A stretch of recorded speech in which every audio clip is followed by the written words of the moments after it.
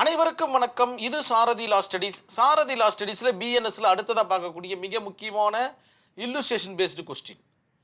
So one by ஒன்னாக illustration based கொஸ்டினை பார்த்துட்டு வரோம். கவனமாக நோட்ஸ் எடுத்துக்கோங்க. இதுதான் உங்களுடைய மதிப்பெண்ணை உயர்த்தும் அல்லது உங்களுடைய தரத்தை உயர்த்தும் பகுதி. இதில் நீங்கள் நல்லா பண்ணீங்கன்னா நீங்கள் கிட்டத்தட்ட வக்கீலாக மாறுறீங்கன்னு அர்த்தம். நல்லா புரிஞ்சுக்கணும். நீங்கள் இது எனக்கு தெரிய மாட்டேங்குது, புரிய மாட்டேங்குதுன்னா நீங்கள் ஒன்றும் பிரயோஜனம் இல்லை. சாதாரண ஒரு ஸ்டூடெண்ட் தான். சாரதி லா ஸ்டடீஸோடு கனெக்ட் ஆகிருக்கிறவங்க சாதாரண ஸ்டூடெண்ட்டாக இருக்கக்கூடாதுன்றது என்னுடைய ஆசையாக இருக்குது. நல்லா படிங்க, அதுக்கு தான் வந்திருக்கீங்க. மற்றவர்களுடைய வாழ்க்கை உங்கள் கையில் இருக்குது, அதனால் தெளிவாக படிங்க. கான்செப்டை புரிஞ்சால் மட்டும்தான் வழக்கை நடத்த முடியும். நம்மளுடைய சாரதி லா ஸ்டடீஸில் ஒரு வாட்ஸ்அப் குரூப் ஒன்று ரன் ஆகிட்டு இருக்குது. இதில் இணையணும்னு ஆசைப்பட்டீங்கன்னா அந்த நம்பருக்கு உங்களுடைய பெயர் மற்றும் ஊரை வாட்ஸ்அப் பண்ணுங்கள். நான் குழுவில் இணைச்சிடுறேன். உங்களுடைய சந்தேகங்களை தீர்க்கும் வண்ணமாகவும் நேரடி பயிற்சி வகுப்புகளுக்கும் இது உதவிகரமாக இருக்கும் நான் நம்புகிறேன். இல்லுஸ்ட்ரேஷன் என்ன சொல்லுது அப்படின்னு பார்த்தீங்கன்னா, ஏ cave poisoned sweet to be. ஏ பியை கொல்லும் நோக்கத்தில் விஷம் கலந்த இனிப்பை கொடுத்தார். வித் இன்டென்ஷன் டு கில், கண்டிப்பாக அவர் கொல்லும் நோக்கத்தில் தான் கொடுக்கிறார்.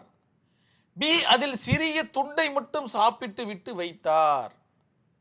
B ate a small piece and kept away அப்படின்ற மாதிரி சொல்லிட்டாங்க. அங்க இருந்த சி, அதன் பக்கத்தில் இருக்க சி என்ன பண்ணுது, அந்த இனிப்பை எடுத்து சாப்பிட்டார். இதனால் சி இறந்து விட்டார், மரணித்து விட்டார். இப்பொழுது ஏ எந்த குற்றத்தை செய்தார்? ஏ உடைய இன்டென்ஷன் என்ன? பியை கொல்லுவது. பிக்கு தான் அவர் விஷம் கலக்கிறாரு. இதில் மாட்டிக்கிறது யாரு? சி மாட்டிக்குது. ஆனால் ஏக்கும் சிக்கும் சம்பந்தம் இல்லை. அதே போல் பிக்கும் சிக்கும் சம்பந்தம் இல்லை. பக்கத்தில் இருக்கிறவர் யூட்டிலைஸ் பண்ணுறாரு, அந்த இனிப்பை சாப்பிட்றாரு, ஸ்வீட்டை சாப்பிட்றாரு. இவ்வளோதான் விஷயம். இதுதான் உங்களுடைய மனசில் ஓடிட்டு இருக்கணும். இதை மனசில் வச்சுக்கிட்டு தான் நீங்கள் இஷ்யூஸை ஃப்ரேம் பண்ணணும். ஆனரபிள் கோர்ட் இஷ்யூஸ் பண்ணுது, அதே போல் நீங்களும் இஷ்யூஸை ஃப்ரேம் பண்ண கற்றுக்குங்க. Whether A intention kill B in this case அப்படின்ற மாதிரி கேட்குறேன். ஏ உடைய எண்ணம் பியை கொள்வது தான் என்றால் சரியா இந்த வழக்கில்? ஆமாம், அதுதானே போட்டிருக்கங்க. இந்த இல்லுஸ்ட்ரேஷனில் இருந்து எந்த மாதிரியான இஷ்யூஸை வேணாலும் நீங்கள் ஃப்ரேம் பண்ணலான்றதை நினைவில் வச்சுக்கிங்க. இதுதான் கோடிஃபைடு கிடையாது. இந்த மாதிரி படிச்சிங்கன்னா நீங்கள் புத்திசாலித்தனமாக இருக்க முடியாது. நீங்களா உங்களுடைய ஓன் கான்செப்டில் இஷ்யூஸை ஃப்ரேம் பண்ண கற்றுக்குங்க. கற்றுக்கிட்டிங்கன்னா இந்த பகுதி மிகவும் சுலபமானது. மனப்பாடம் செய்ய வேண்டிய பகுதி லா சப்ஜெக்டை பொறுத்த வரைக்கும் எதுவுமே கிடையாதுன்றதை நினைவில் வச்சுக்கிங்க. யாரெல்லாம் மனப்பாடம் செஞ்சு படிக்கிறாங்களோ அவங்களாம் நல்ல ஸ்டூடெண்ட்டாக இருக்க முடியாதுன்றது என்னுடைய தாழ்மையான கருத்து. சரி, whether A and C any relationship இருக்கான்னு கேட்குறாங்க, அல்லது எனி கெட்ட நோக்கம் இல்லை, பேட் இன்டென்ஷன் எதனா இருக்கான்ற மாதிரி கேட்குறாங்க. இதுக்கும் சம்மந்தமே இல்லை, அதனால் நோன்ற மாதிரி போட்டுட்டேன். ஸோ இதற்குண்டான ஆன்சரை நீங்கள் கண்டிப்பாக எழுதி தான் ஆகணும். எந்த இடத்துலலாம் நீங்கள் நோன்னு ஆன்சர் போடுறீங்களோ அந்த இடத்துலலாம் நீங்கள் அதற்குண்டான விடையை கொடுத்தாக வேண்டும் என்பதை நினைவில் வச்சுக்கிங்க. Whether B killed C, B லயபிளான்னு கேட்குறாங்க. பி பார்த்தீங்கன்னா சி கிட்ட தான் கொடுக்கல, வைக்குது. அதனால் இதில் பிக்கு எதனா சம்பந்தம் இருக்கான்ற மாதிரி கேட்டு விட்டுறாங்க. அதுக்கு நோன்னு சொல்லியாச்சு. ஏன்னா பிக்கும் சிக்குமே சம்பந்தம் இல்லை, அதையும் நீங்கள் எழுதிடுறீங்க.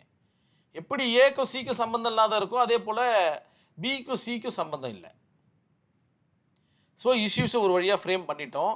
இந்த இடம் ஒரு கேப் இருக்குது, இது உங்களுக்கான பகுதியாக வச்சுக்கிங்க. வேறு ஏதாச்சும் ஒரு இஷ்யூஸை ஃப்ரேம் பண்ணுங்க. Involved section 100, 101 and 102 of BNS. அதன் பிறகு பார்த்தீங்கன்னா டிரான்ஸ்ஃபர் ஆஃப் மேலிஸ்.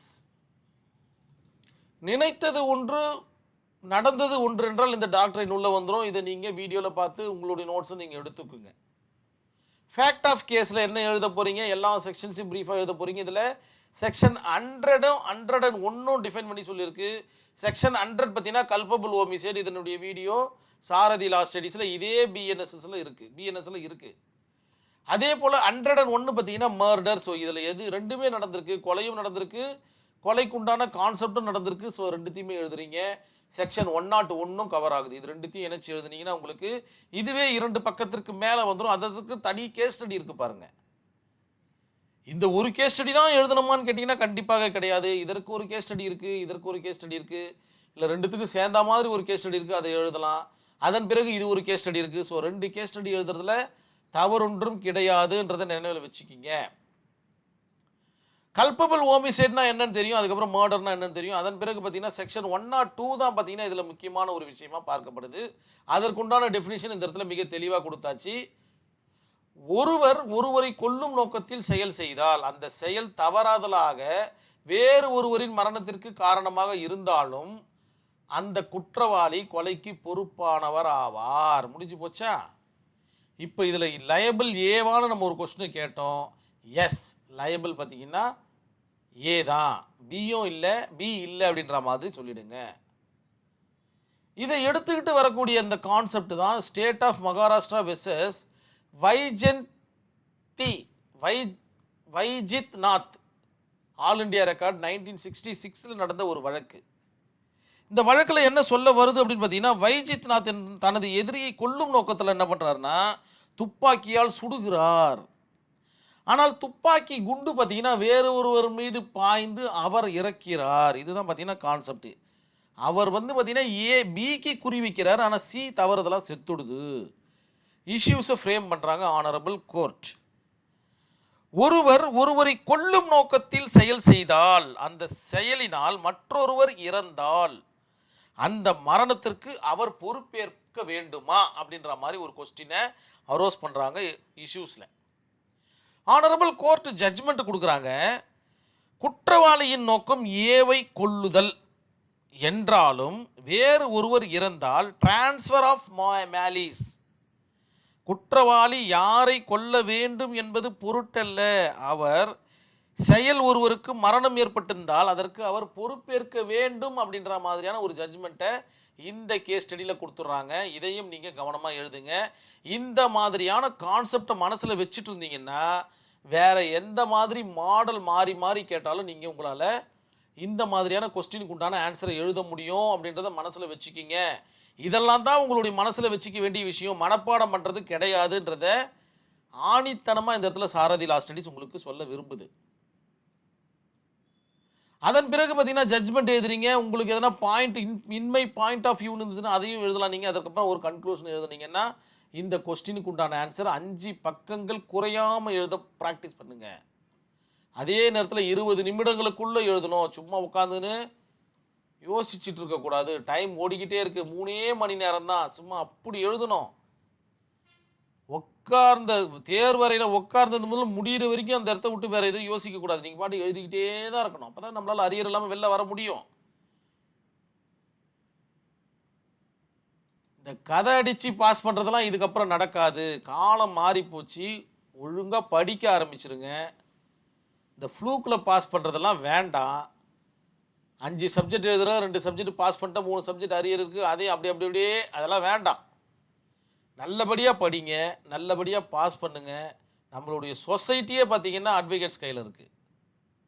நன்றி, வணக்கம்.